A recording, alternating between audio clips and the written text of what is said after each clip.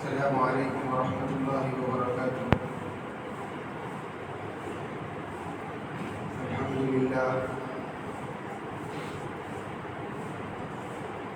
للہ نحمده ونستعینه ونستغفره ونؤمن به ونتوکل علیہ ونعوذ باللہ من شرور انفسنا ومن سیئات اعمالنا من يهده الله فلا مضل له ومن يضلل فلا هادي له ونشهد أن لا إله إلا الله وحده لا شريك له ونشهد أن سيدنا ونبينا ومولانا محمدا عبده ورسوله أما بعد فأعوذ بالله من الشيطان الرجيم بسم الله الرحمن الرحيم وما أرسلناك إلا رحمة للعالمين صدق الله العظيم۔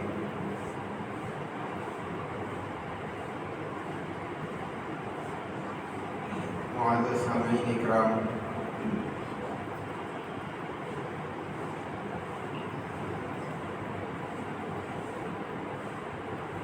گزشتہ جمعہ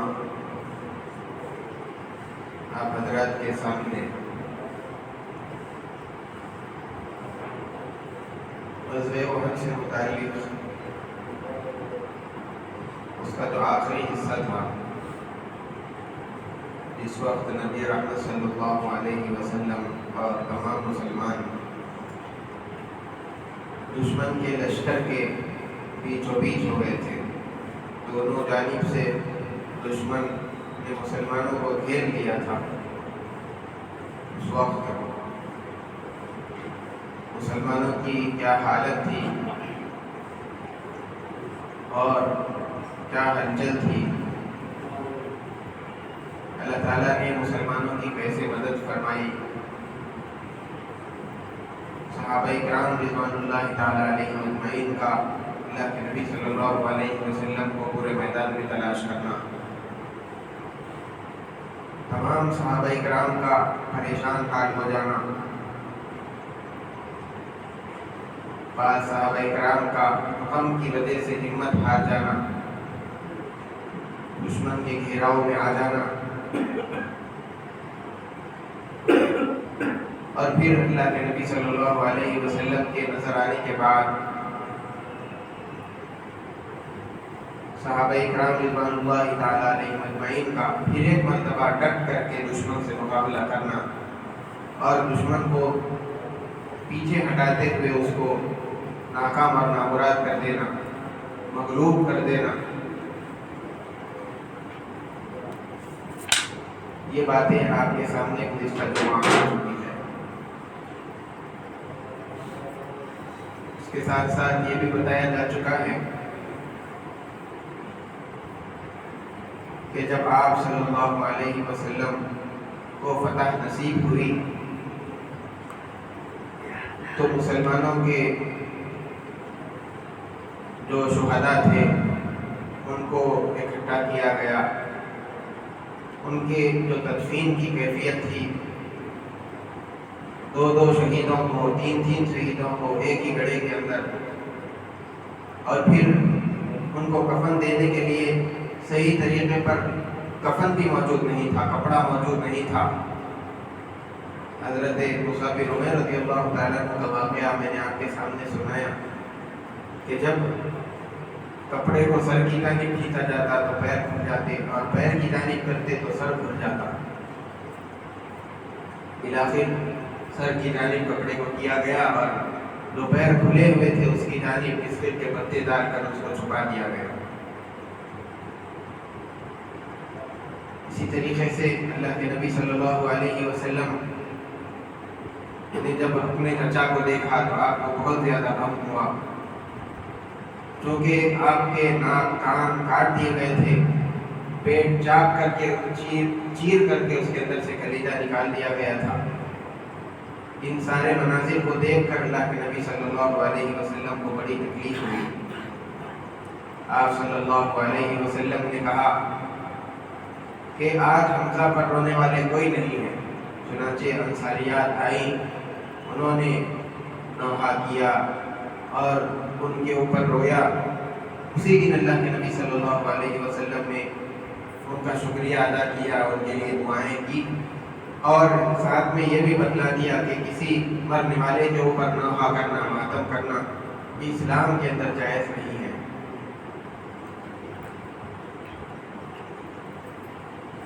غزوہ احد کے اندر صحابہ کرام رضوان اللہ تعالی علیہم اجمعین نے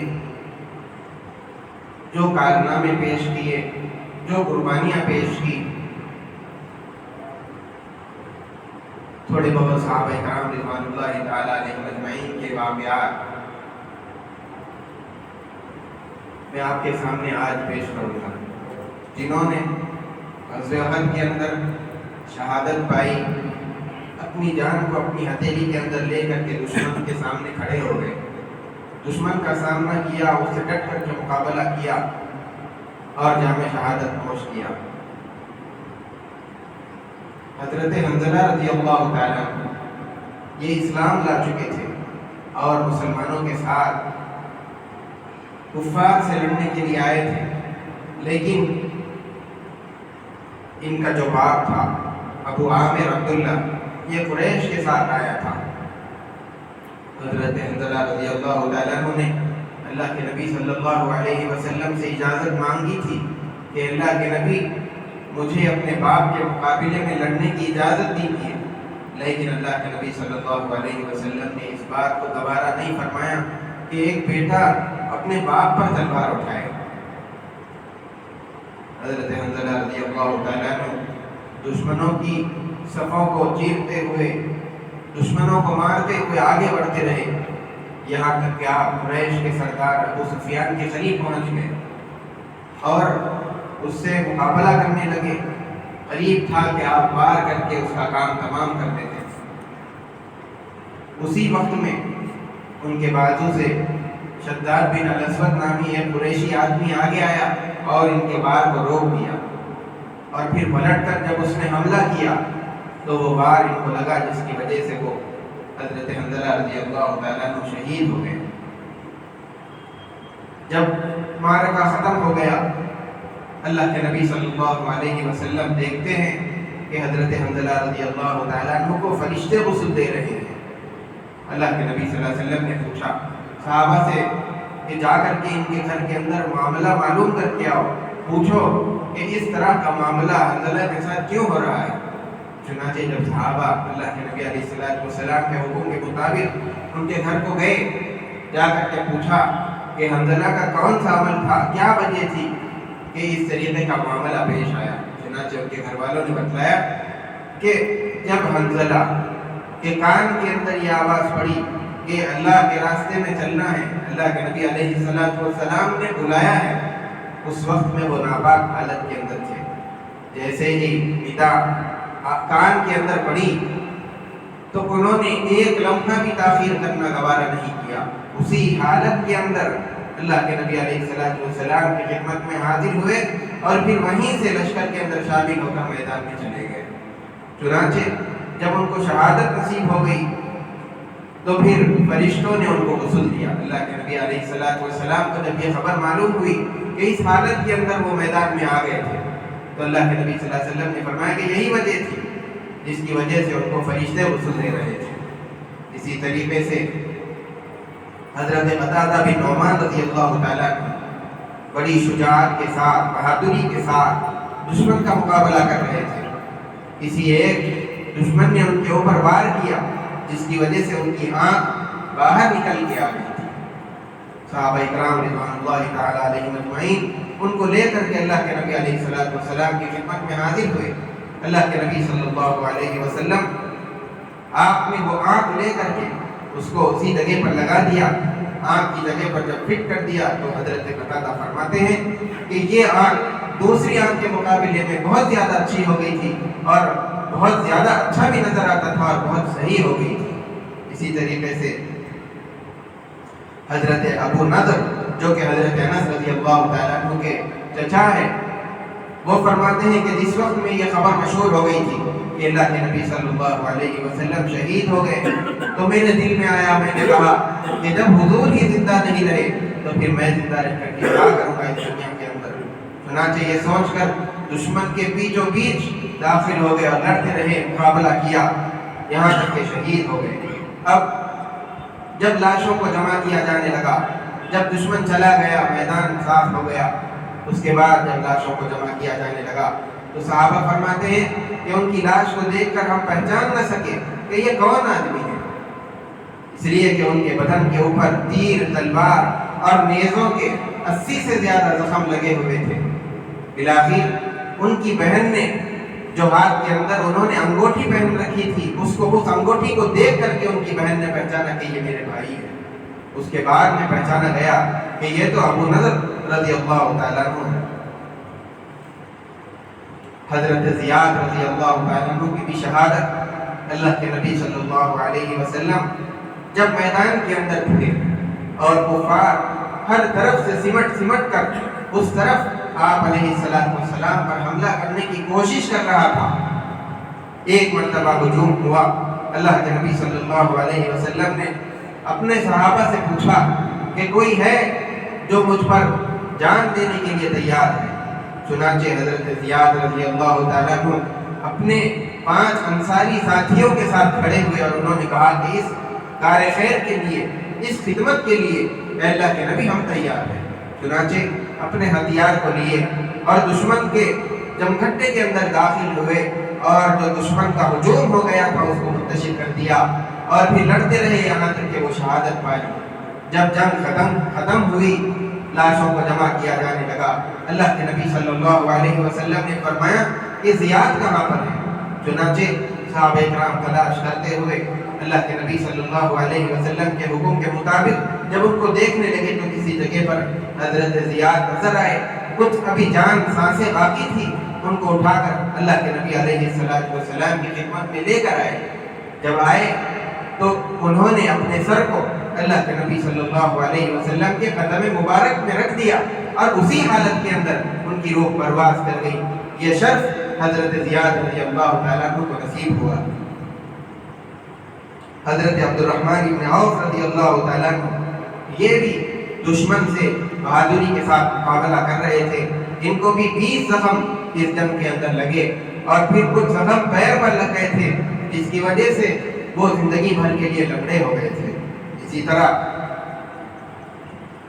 کفار کا ایک بہت بڑا سردار ابی بن خلف، اس نے مکے کے اندر ایک گھوڑا پال رکھا تھا اور اس کو چراتا تھا، اس کا نام عبد رکھا تھا اور یہ کہتا بھی تھا کہ میں اس گھوڑے پر سوار ہو کر نعوذ باللہ محمد صلی اللہ علیہ وسلم کو قتل کروں گا۔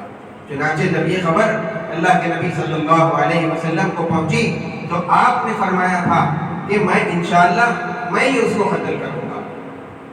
چنانچہ اس دن غزوہ احد کے دن وہ اسی گھوڑے پر سوار ہو کر حضور صلی اللہ علیہ وسلم کو تلاش کر رہا تھا، سارے میدان کے اندر تلاش کرتے کرتے جب آپ کے قریب آیا تو اللہ کے نبی صلی اللہ علیہ وسلم نے حضرت حارث رضی اللہ تعالیٰ عنہ کے پاس سے ایک حربہ، ایک کوئی ہتھیار تھا، وہ لے کر کے اس کی جانب پھینکا۔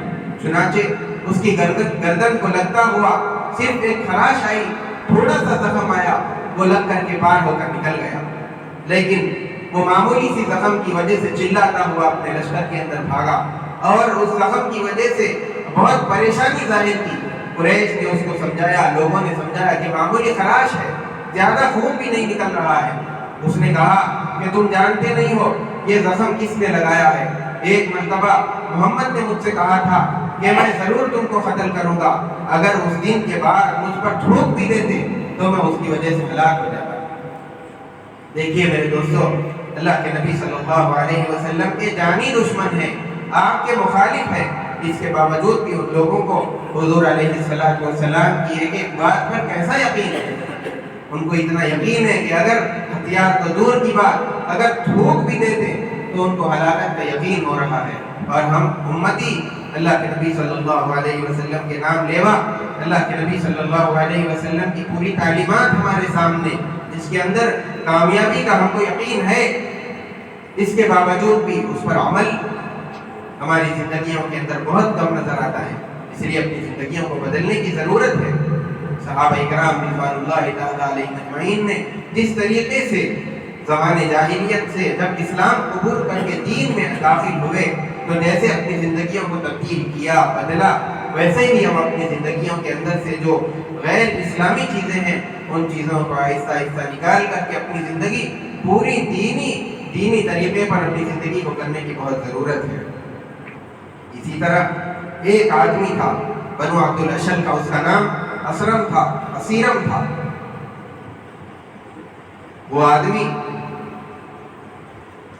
اللہ کے نبی صلی اللہ علیہ وسلم سے اور مسلمانوں سے ان کو ہمدردی تھی، لیکن وہ کہتے تھے کہ میں اسلام نہیں لاؤں گا، اسلام لانے سے انکار کرتے تھے۔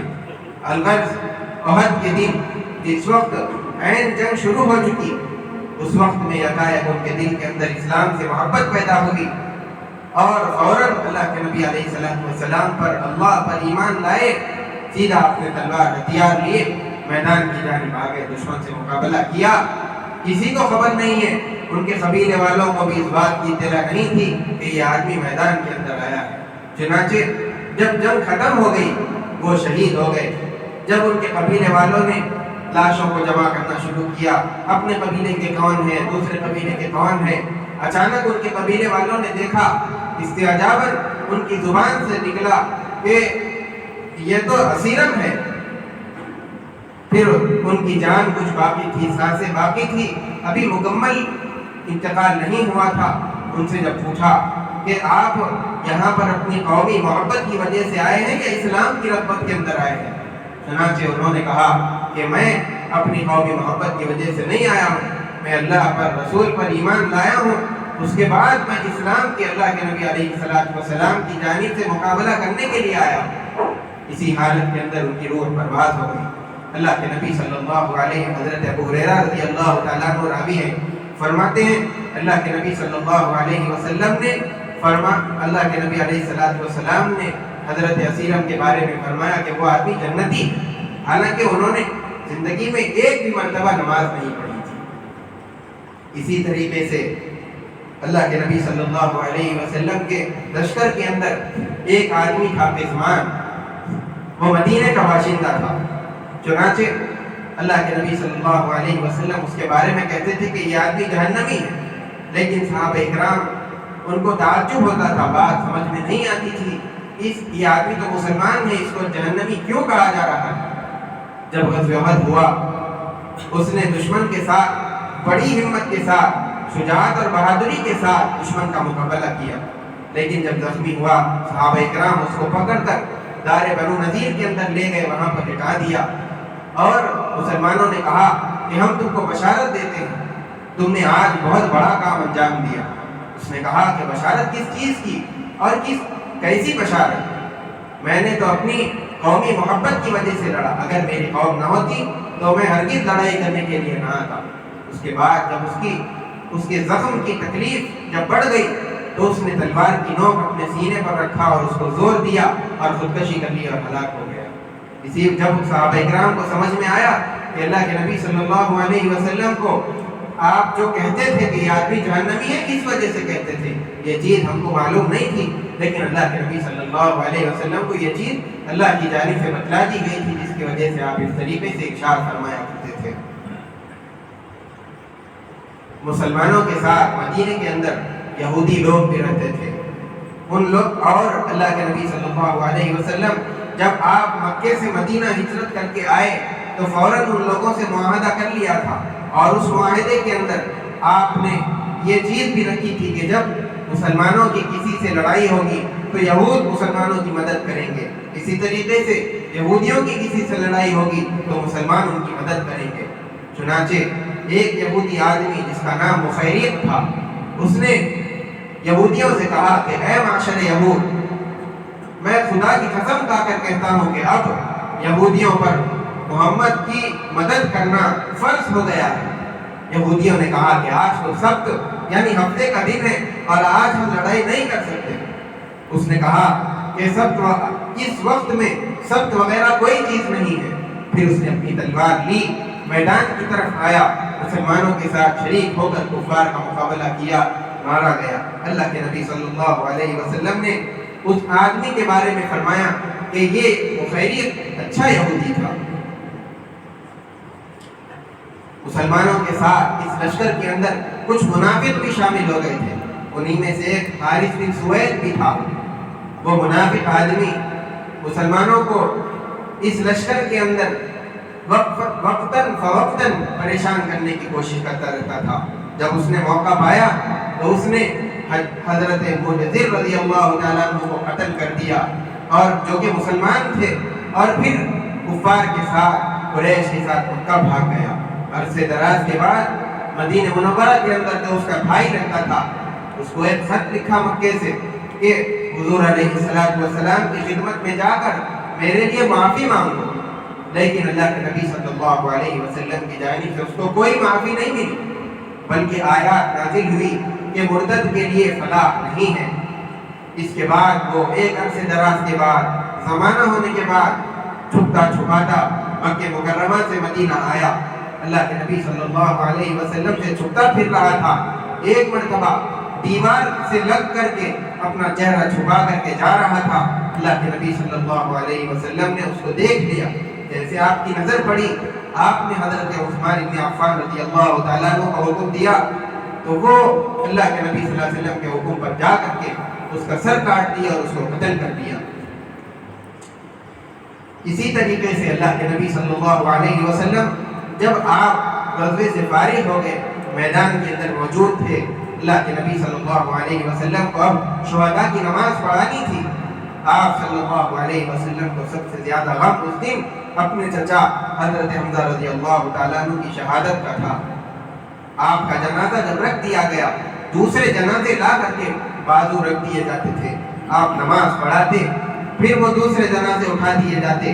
حضرت حمزہ رضی اللہ تعالیٰ عنہ کا جنازہ وہیں رکھا ہوا ہوتا، پھر دوسرے لا کر رکھ دیے جاتے، وہ اٹھا دیے جاتے. اسی طریقے سے نمازیں ہوتی رہی. اللہ کے نبی صلی اللہ علیہ وسلم نمازیں پڑھاتے رہے، لیکن حضرت حمزہ رضی اللہ تعالیٰ عنہ کا جنازہ وہیں پر رکھا ہوا تھا.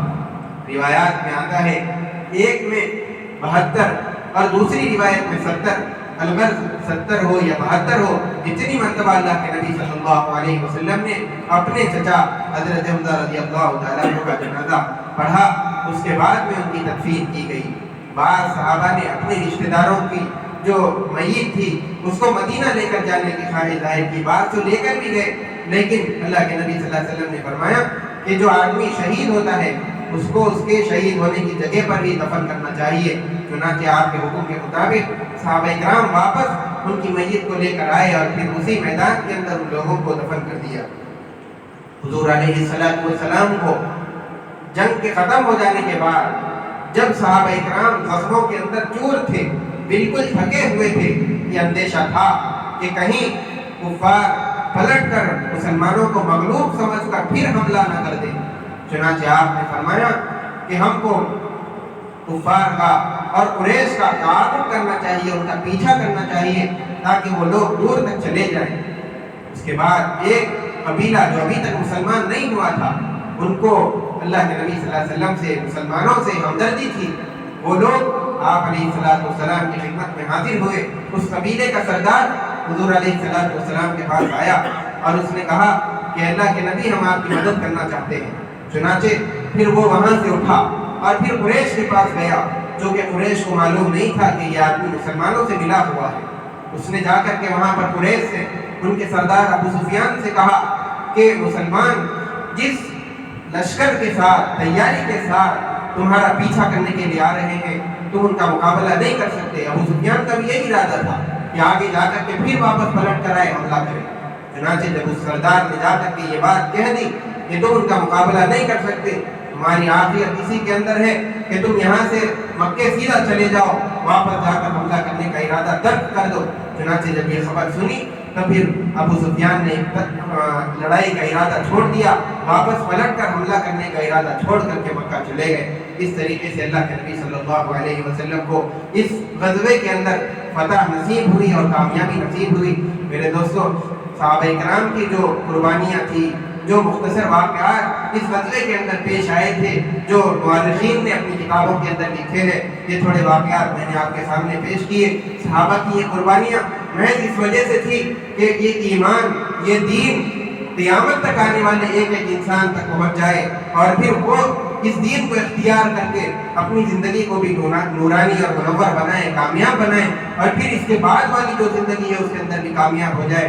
یہ مختصر زندگی، اس کے اندر تو پریشان حال کی زندگی گزار رہا ہے، آرام میں رہنے والا بھی زندگی گزار رہا ہے، لیکن اصل زندگی تو آخرت کی ہے۔ آخرت کی زندگی کے اندر وہی آدمی کامیاب ہوگا جس کے پاس دین اور ایمان اعمال ہوں گے، اور اسی دین اور ایمان اور اعمال کو آخری انسان تک پہنچانے کے لیے ان لوگوں نے یہ ساری قربانیاں دی، خون بہایا، جانوں کے نذرانے پیش کیے، تاکہ یہ دین ہم سے لے کر کے آخری انسان تک قیامت تک آنے والے پہنچ جائے۔ یہ ساری کی ساری قربانیاں اسی وجہ سے تھی۔ اب ہم غور کریں کہ ہماری زندگی کے اندر کتنا دین باقی ہے، کیا ہم ان قربانیوں کی کچھ قدر کر رہے ہیں؟ کیا ہمارے نظر کے اندر ان قربانیوں کی کچھ ویلیو ہے یا نہیں ہے؟ کیا ان کی قربانیاں ہمارے یعنی کام آئی یا نہیں آئی؟ ہم نے اس کی کتنی حفاظت کی؟ جس طرح ان لوگوں نے دین کی حفاظت کی تھی آگے پہنچانے کی، جیسے ان لوگوں نے فکر کی، کیا ہم بھی اس کی کچھ فکر کر رہے ہیں یا نہیں کر رہے ہیں؟ اپنی زندگیوں کے اندر مکمل دین لانے کی فکر کر رہے ہیں یا نہیں کر رہے ہیں؟ جیسے صحابہ کرام نے کی تھی، ہم کو بھی ان کی طرح نہ صحیح لیکن کچھ نہ کچھ اپنی زندگی کے اندر ایمان کے باقی رکھنے کی، سنتوں کی زندہ کرنے کی، اللہ کے احکامات کے پورا کرنے کی فکر ہمیشہ ایک مومن کے، مسلمان کے دل کے اندر اجاگر رہنی چاہیے۔ اللہ تبارک و تعالیٰ سے دعا ہے کہ ہم تمام کے ایمان کی، سارے مسلمانوں کے ایمان کی اللہ تعالیٰ حفاظت فرمائے، ہم تمام کو سنتوں کے راستے پر چلنے کی توفیق عطا فرمائے۔ وآخر دعوانا الحمدللہ رب العالمین۔ جو حضرات سنت نہیں پڑھے سنت پڑھیں۔